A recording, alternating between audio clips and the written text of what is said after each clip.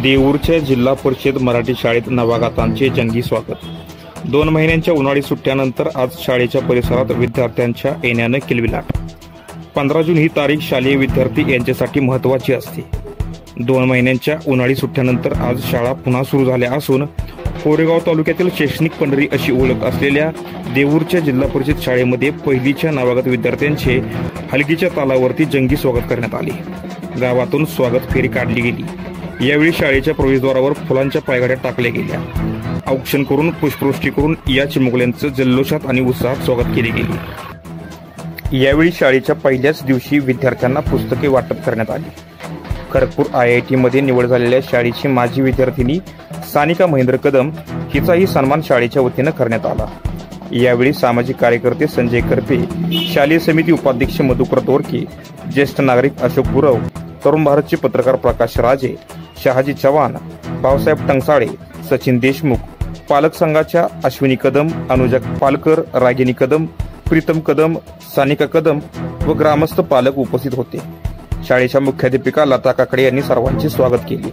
उपशिक्षिका शारदा जाधव, अनुराधा सोनावणी, नंदा मदनी यांनी यासाठी परिश्रम घेतले। प्रकाश राजे, महाराष्ट्र वनसाठी देऊर।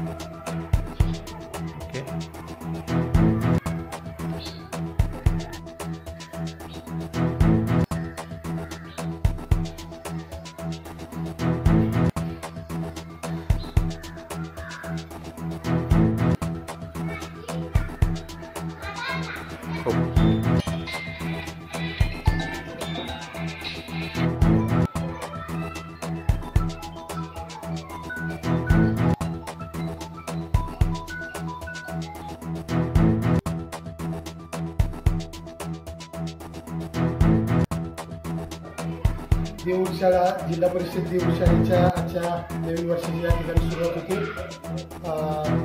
शालेय पुस्तक वाटप आणि त्याचबरोबर नवागतांचे स्वागत या ठिकाणी झालेले। मी आवर्जून या ठिकाणी उल्लेख करायचा मला की माझे मित्र आमचे महेशराव कदम यांची कन्या IIT खरगपूर पश्चिम बंगाल या ठिकाणी तिची निवड झाली। त्या ठिकाणी ती शिक्षण घेते। तिच्या शिकवणाऱ्या शिक्षिका, मुख्याध्यापिका आणि सर्वच या ठिकाणी मंडळी आहेत। मी सानिकाला विनंती करेन की तू या शाळेची विद्यार्थिनी आहेस तर तुला कशा पद्धतीने निवड झाली आणि तुला शाळेविषयी काय वाटतं असं थोडक्यात आपल्या ग्रामस्थांना सांगा।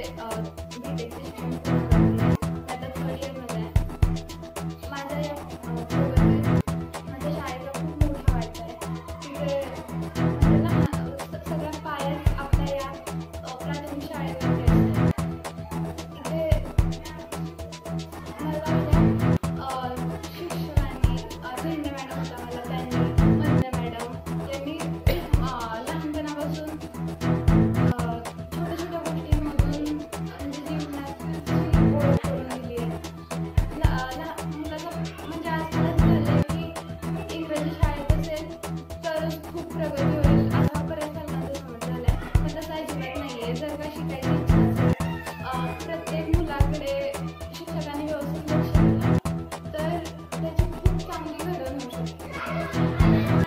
फक्त इंग्रजी शाळेतून प्रगती होईल असं काही नाही आहे. त्यांना मनापासून विनंती करते की मराठी शाळेत ॲडमिशन घ्या. कारण लहानपणी असं होतं की इंग्रजी एकतर आपण जरी मराठीत बोलतो त्यांना इंग्रजी सुरुवातीला समजायला अवघड जातं. जर का त्यांना सुरुवातीची 4